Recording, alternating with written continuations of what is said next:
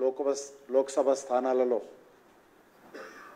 విజయం తెలంగాణ ప్రజలు ఇవ్వడం జరిగింది. ఆ రకంగా ఉమ్మడి ఆంధ్రప్రదేశ్లో కూడా ఆంధ్రప్రదేశ్ తెలంగాణ కలిపి కూడా ఏ రోజు కూడా మేము ఇన్ని స్థానాలలో స్వతంత్రంగా పోటీ చేసి గెలవలేదు. కానీ ఈరోజు బీజేపీ ఏ పార్టీతో పొత్తు లేకుండా స్వతంత్రంగా తెలంగాణ రాష్ట్రంలో 8 స్థానాలలో విజయం సాధించడము నిజంగా తెలంగాణ ప్రజలు భారతీయ జనతా పార్టీ పట్ల నరేంద్ర మోడీ గారి నాయకత్వం పట్ల విశ్వాసంతో ఈ యొక్క బీజేపీ అభ్యర్థులను ఆశీర్వదించి మరి విజయాన్ని చేకూర్చారు. నరేంద్ర మోడీ గారి నాయకత్వం పట్ల తెలంగాణ ప్రజలు సంపూర్ణమైనటువంటి విశ్వాసాన్ని ఉంచి బీజేపీని ఆదరించడం జరుగుతుంది.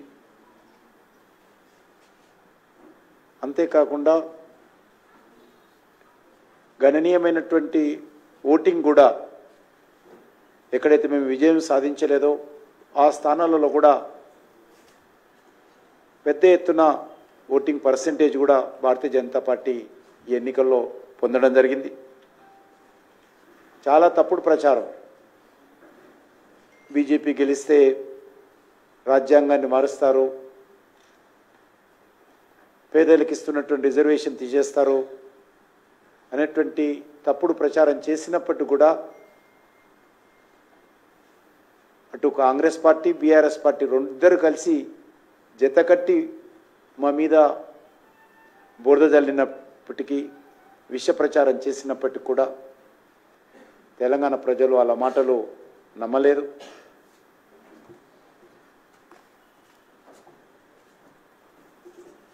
మోడీ పైన బీజేపీ పైన పూర్తి విశ్వాసం ఉంచడం జరిగింది.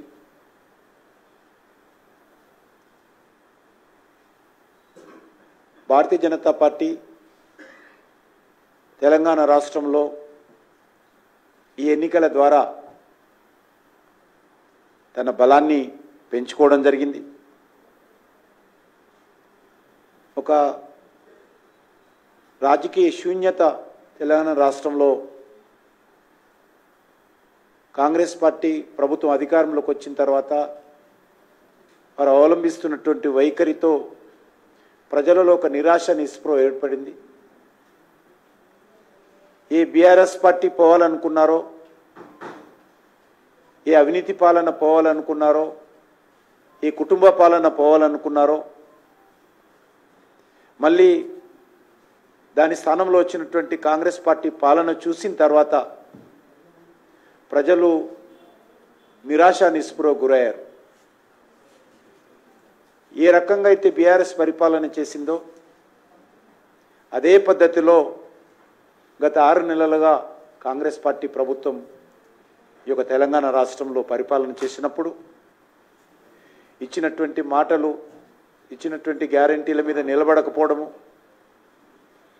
మరి గత ఎన్నికలకు ముందు కాంగ్రెస్ పార్టీ చేసినటువంటి అనేకమైనటువంటి ఉపన్యాసాలు కానీ ప్రచారాలను కానీ, మరి ప్రజలకు ఇచ్చినటువంటి హామీలను కానీ ఏది కూడా కాంగ్రెస్ పార్టీ ఇచ్చిన మాట మీద,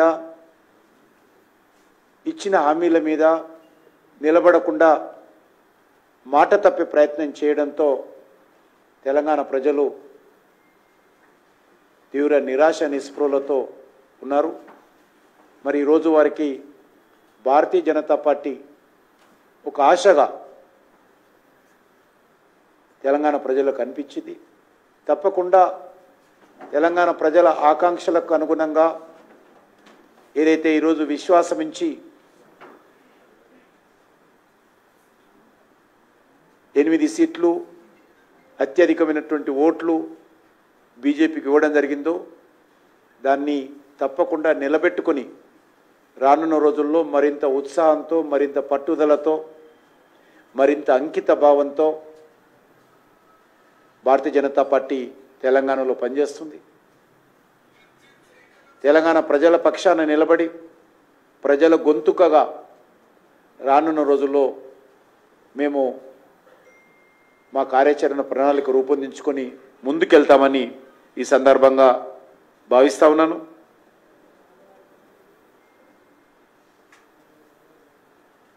ఈరోజు భారతీయ జనతా పార్టీ తెలంగాణలో ఒక ప్రత్యామ్నాయ రాజకీయ శక్తిగా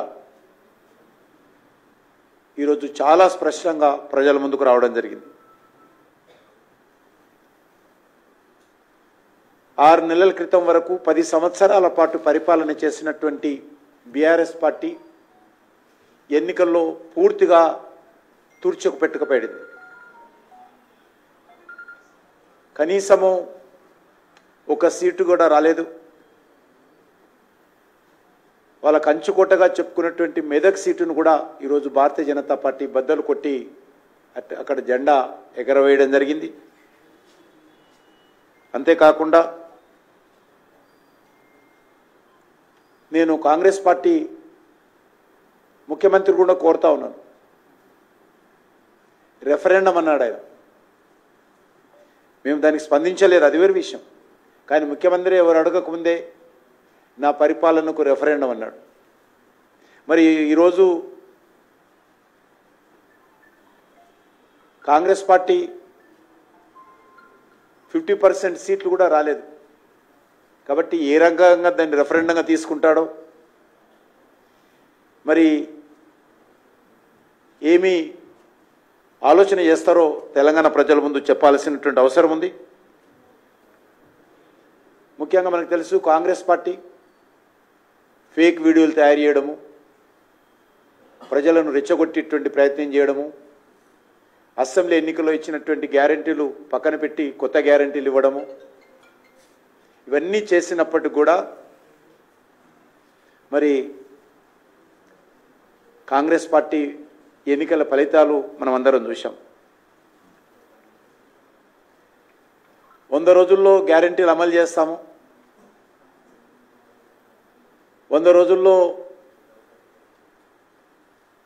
హామీలు ముందుకు తీసుకెళ్తామని చెప్పినటువంటి కాంగ్రెస్ పార్టీ ప్రభుత్వము ఇచ్చిన మాట మీద నిలబడని కారణంగా అనేక సాకులు చూపుతూ, దేవుళ్ళ మీద ఒట్లేస్తూ ముఖ్యమంత్రి గారు కాలం గడుపుతున్నటువంటి పరిస్థితి చాలా స్పష్టంగా కనిపించింది. అందుకే ప్రజలు ఈరోజు తెలంగాణలో అత్యధికమైనటువంటి ఎన్నడూ లేని విధంగా బీజేపీకి పట్టం కట్టారు. తప్పకుండా ప్రజల యొక్క నమ్మకాన్ని, విశ్వాసాన్ని పదిలపరుచుకుంటూ మేము భవిష్యత్తులో మరింతగా మా యొక్క బలాన్ని పెంచుకునేటువంటి ప్రయత్నము, ప్రజల యొక్క ఆశీస్సులు పొందేటువంటి ప్రయత్నం చేస్తామనేటువంటి విషయాన్ని ఈ సందర్భంగా మనవి చేస్తా ఉన్నాను.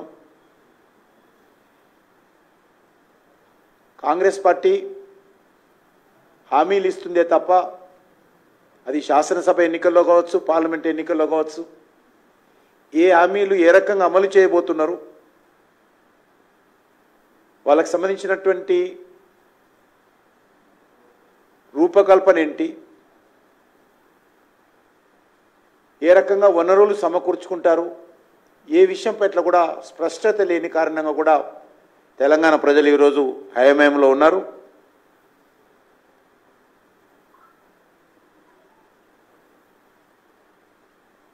కానీ వచ్చినటువంటి 6 నెలల లోపలనే కాంగ్రెస్ పార్టీ యొక్క ప్రజలపై ఉన్నటువంటి విశ్వాసం ఏదైతుందో ఈరోజు పోగొట్టుకుంది.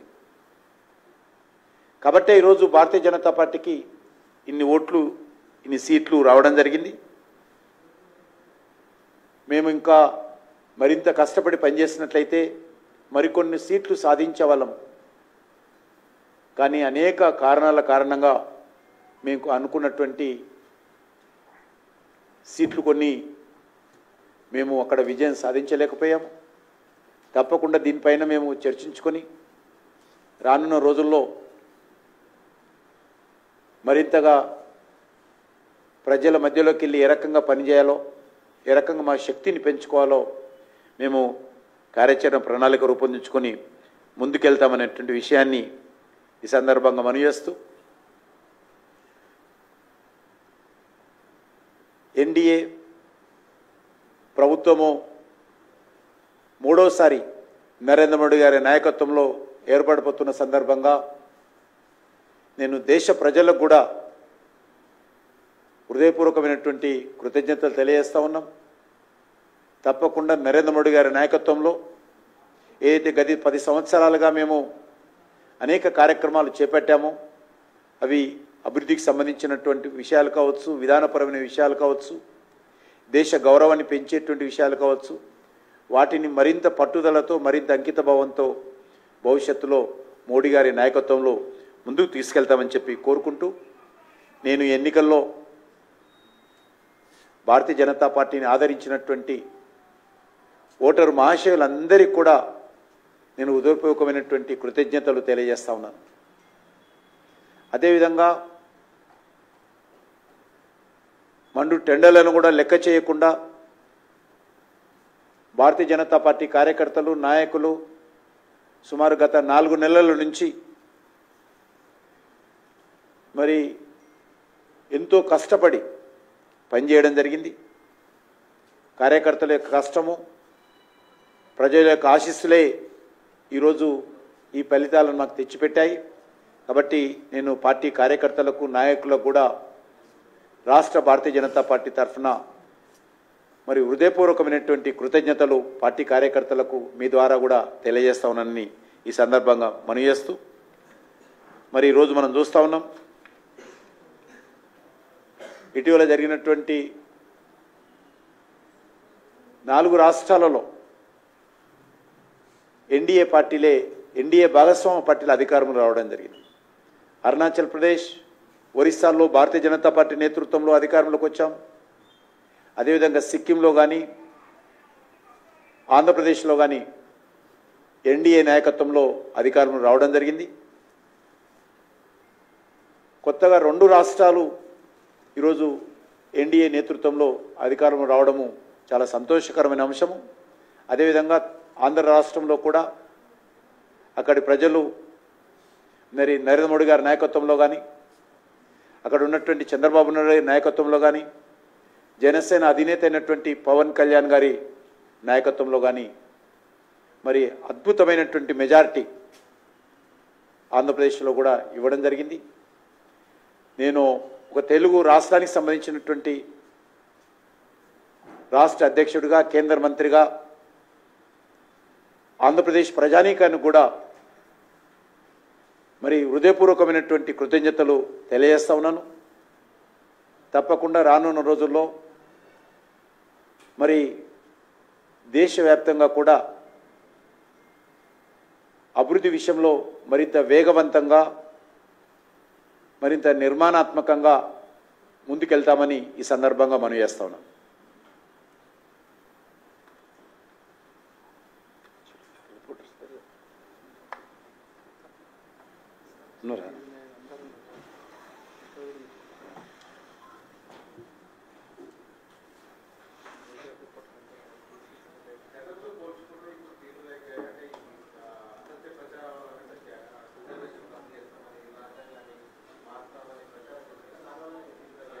మన దగ్గర తగ్గలేదు కదా, మరి ఇక్కడ కూడా అక్కడికంటే ఎక్కడ ఎక్కువ చేశారు. ఇక్కడ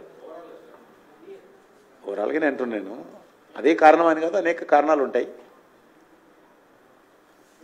ఉదాహరణకు సికింద్రాబాద్లో కాంగ్రెస్ పార్టీ ప్రధాన పోటీ కాదు నాకు. అక్కడ కాంగ్రెస్ ముసుగులో మజ్లిస్ పార్టీ ప్రధానమైనటువంటి పోటీ సికింద్రాబాద్లో.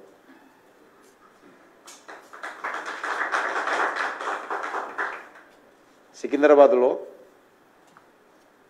కాంగ్రెస్ ముసుగులో మజ్లిస్ పార్టీ ప్రధానంగా పోటీ చేసి మనం ఓడించాలని.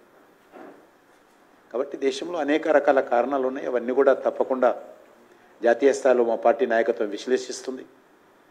ఎందుకంటే ఉత్తరప్రదేశ్లో ఈరోజు చూస్తే అది అభివృద్ధి విషయంలో కావచ్చు, మాఫియా విషయంలో కావచ్చు, గుండాయిజంల విషయంలో కావచ్చు, రౌడీయిజం విషయంలో కావచ్చు, మౌలిక వసతుల కల్పన కావచ్చు, లేకపోతే పేద ప్రజలకు న్యాయం జరిగే విషయంలో కావచ్చు అద్భుతంగా మా ఎన్డీఏ ప్రభుత్వం కావచ్చు, లేకపోతే యోగి గారి ప్రభుత్వం కానీ, ఢిల్లీలో కేంద్రంలో మోడీ గారి ప్రభుత్వం కానీ ఉత్తరప్రదేశ్ కోసం పనిచేసింది. కాబట్టి ఏ రకంగా సీట్లు తగ్గాయనేటువంటి విషయంలో తప్పకుండా జాతీయ స్థాయిలో విశ్లేషణ చేసుకుంటాం. రానున్న రోజుల్లో దాన్ని సరిదిద్దుకునేటువంటి ప్రయత్నం కూడా చేస్తాం. అనేక రకాల తప్పుడు హామీలు ప్రజలకు ఇచ్చారు. కటాకట్ ప్రజలకు నెలవారీగా డబ్బులు ఇస్తామని మభ్యపెట్టేటువంటి ప్రయత్నం చేశారు. మనం చూస్తున్నాం ఇప్పుడు వాళ్ళు ఇచ్చినటువంటి కర్ణాటకలో హామీలు ఏమైనాయి, హిమాచల్ ప్రదేశ్లో హామీలు ఏమైనాయి, తెలంగాణలో హామీలు ఏమైనాయి. ఈరోజు దేశవ్యాప్తంగా ఒక రాష్ట్రానికే దిక్కులేనటువంటి పరిస్థితులు ఉంటే ఇంత పెద్ద 140 కోట్ల దేశం ఉన్నటువంటి జనాభా ఉన్నటువంటి ఈ దేశంలో వారు ఇచ్చినటువంటి హామీలు మరి ప్రజలను మభ్యపెట్టేటువంటి ప్రయత్నమే తప్ప వాస్తవంగా అమలు జరిగే హామీలు కావాలి.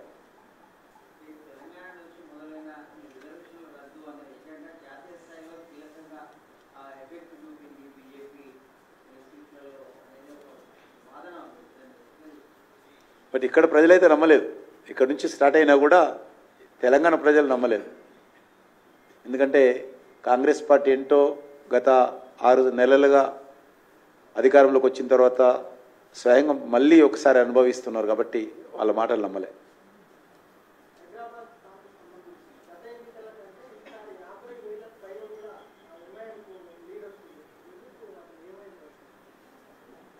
అక్కడ ఉన్నటువంటి పోలింగ్ పర్సెంటేజ్ సరైన బట్టి ఓట్లు వచ్చింది. అట్లే ఓటు తగ్గలేము. బీజేపీ గతంలో వచ్చిన కంటే ఓట్లు పెరిగినాయి. పోలింగ్ పర్సెంటేజ్ పెరిగి ఉండొచ్చు కానీ బీజేపీ ఓట్లు తగ్గల. బీజేపీ గతంలో వచ్చినటువంటి 2019లో వచ్చినటువంటి ఓట్ల కంటే ఇప్పుడు పెరిగింది. బీజేపీకి వచ్చినటువంటి ఓటింగ్ పెరిగింది, సాంప్రదాయ ఓట్లు పెరిగింది. మాకు అన్నీ ఖమ్మం లాంటి కాన్స్టిట్యున్సీలో కూడా మాకు 1,77,000 ఓట్లు వచ్చినాయి. ఖమ్మం లాంటి కాన్స్టిట్యున్సీలో కూడా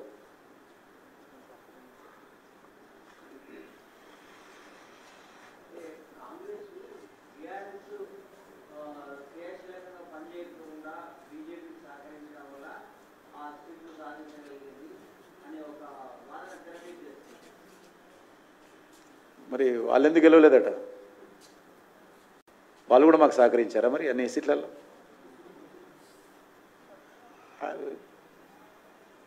ఆడలేక మధ్యలో తోడంటారు కదా. ఈరోజు నాంపల్లిలో నేను చూస్తా కదా, నాంపల్లి అసెంబ్లీలో కాంగ్రెస్ కార్యకర్తలు ఎక్కడ పోలే, డోర్ టు డోర్ క్యాంపెయిన్ చేయలే, కరపతాలు వంచలే, మీటింగ్లు పెట్టలే, అభ్యర్థి ఏ రోజు కూడా అక్కడ వచ్చినట్టు కూడా తెలియదు. మరి ఓట్లు వచ్చినాయి కాంగ్రెస్కు. కాబట్టి అది ఒకటే ఇష్యూ కాదు. టీఆర్ఎస్ పార్టీ తెలంగాణ ప్రజలు వద్దనుకున్నారు, గత శాసనసభ ఎన్నికల్లో చూశారు. కాబట్టి ఈరోజు నరేంద్ర మోడీ గారి నాయకత్వంలో తెలంగాణలో బీజేపీ బలపడాలని కోరుకుంటున్నారు. భవిష్యత్తులో బీజేపీ తెలంగాణ రాష్ట్రంలో ముందుకెళ్లాలని కోరుకుంటున్నారు. కాబట్టి ఆ దిశలోనే ఈ ఓటింగ్ సరళి జరిగిందని మేము అనుకుంటున్నాం. ధన్యవాదాలు. Thank you. మీరు కూడా ఉదయం నుంచి రాత్రి వరకు రిపోర్టర్సు గత మరి మార్నింగ్ 6 నుంచి రాత్రి 11 వరకు కూడా మీరు ఉండి పనిచేశారు. మీ అందరికీ నేను రాష్ట్ర పార్టీ అధ్యక్షుడు హృదయపూర్వకమైనటువంటి కృతజ్ఞతలు, ధన్యవాదాలు తెలియజేసుకుంటున్నాను. మీ ఇంట్లో కుటుంబ సభ్యులు కూడా మా పార్టీని క్షమించాలని కోరుకుంటున్నాను.